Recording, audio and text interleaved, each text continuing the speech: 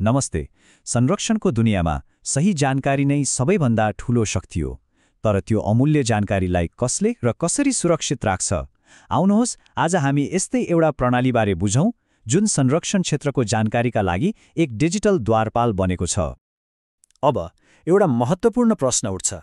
हामी सबैलाई राष्ट्रिय निकुञ्ज र आरक्षबारे त थाहा छ, तर ती बाहेक पनि अनगिन्ती यस्ता ठाउँहरू छन् जुन जैविक विविधताका लागि एकदमै महत्त्वपूर्ण छन्। हो, तिनै क्षेत्रहरूलाई कसरी चिन्ने, तिनको तथ्याङ्क कसरी व्यवस्थित गर्ने र कसरी जोगाउने, यो प्रणालीले ठ्याक्कै यही चुनौतीको सामना गर्छ। अब यो सबै कुराको केन्द्रमा एउटा शब्द छ, OECM। यसको पूरा रूप हो अन्य प्रभावकारी क्षेत्र आधारित संरक्षण उपायहरू। सरल भाषामा भन्नुपर्दा यो राष्ट्रिय निकुञ्ज जस्तो आधिकारिक संरक्षित क्षेत्र त होइन, तर यस्तो ठाउँ हो जसको व्यवस्थापनले प्रकृतिलाई साँच्चीकै फाइदा पुर्याइरहेको छ। जस्तै कुनै समुदायले जतन गरेर राखेको वन वा निजी रूपमा संरक्षण गरिएको सिमसार क्षेत्र पनि OECM हुन सक्छ। त्यसो भए अब पहिलो खण्डमा प्रवेश गरौँ। यो विषय वास्तवमा संरक्षण तथ्याङ्कको एउटा ठूलो पहेली जस्तै हो, जहाँ विभिन्न ठाउँबाट आएका जानकारीलाई एकै ठाउँमा ल्याउनु निकै चुनौतीपूर्ण हुन्छ।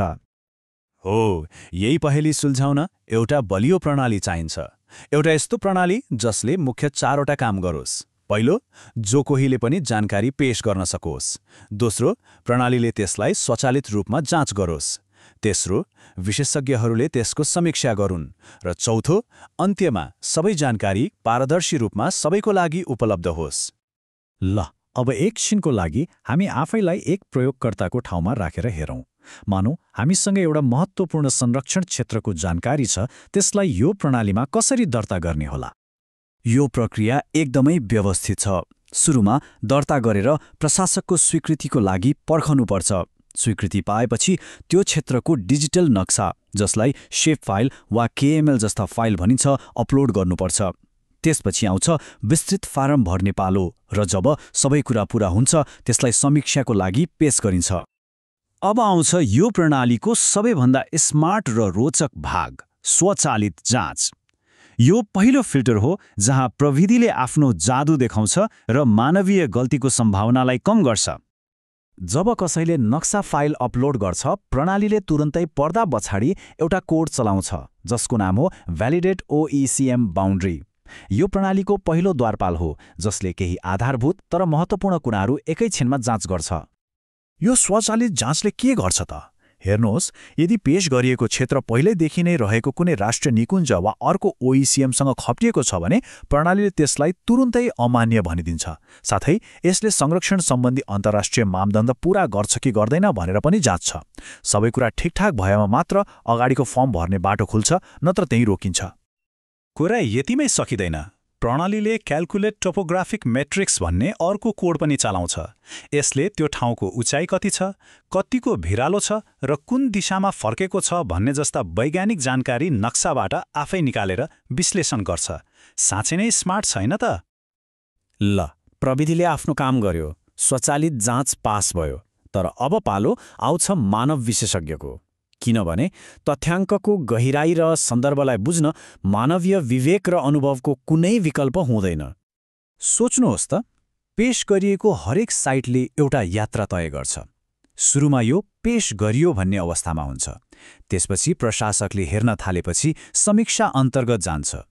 सबै कुरा ठिक लागेमा स्वीकृत हुन्छ, नत्र केही सुधार्नु परेमा टिप्पणीसहित अस्वीकृत भएर फिर्ता जान्छ। र अन्तमा स्वीकृत साइटहरू प्रकाशित हुन्छन् र सबैले देख्न सक्छन्। भनेपछि प्रशासकको भूमिका निकै महत्त्वपूर्ण छ। नयाँ प्रयोगकर्तालाई प्रणालीमा प्रवेश दिनेदेखि लिएर पेश भएका तथ्याङ्कको गुणस्तर जाँच्ने र अन्तिम निर्णय लिने काम उनीहरूले नै गर्छन्। उनीहरू नै यस प्रणालीका अन्तिम र सबैभन्दा महत्त्वपूर्ण मानव द्वारपाल हुन्। अब लागौँ यो यात्राको अन्तिम तर सबैभन्दा रोमाञ्चक चरणतर्फ। कसरी त्यो प्रमाणीकरण गरिएको तथ्याङ्क एउटा सुन्दर र उपयोगी सार्वजनिक ड्यासबोर्डमा परिणत हुन्छ। सार्वजनिक ड्यासबोर्डमा यस्तै मुख्य तथ्याङ्कहरू एकै नजरमा देखिन्छन्, जस्तै अहिलेसम्म कति क्षेत्रफल बराबरको OECM प्रकाशित भयो भनेर यहाँ देखाइएको छ। यस्ता नम्बरहरूले प्रणालीको समग्र प्रभावलाई तुरन्तै स्पष्ट पार्छन्। अनि यस्ता बार चार्टहरूले प्रणालीभित्र के भइरहेको छ भन्ने कुरालाई झनै छर्लङ्ग पार्छन्। कतिवटा साइट दर्ता भए, कतिवटा समीक्षाको क्रममा छन् र कतिवटा प्रकाशित भइसके भन्ने कुरा सजिलै बुझ्न सकिन्छ।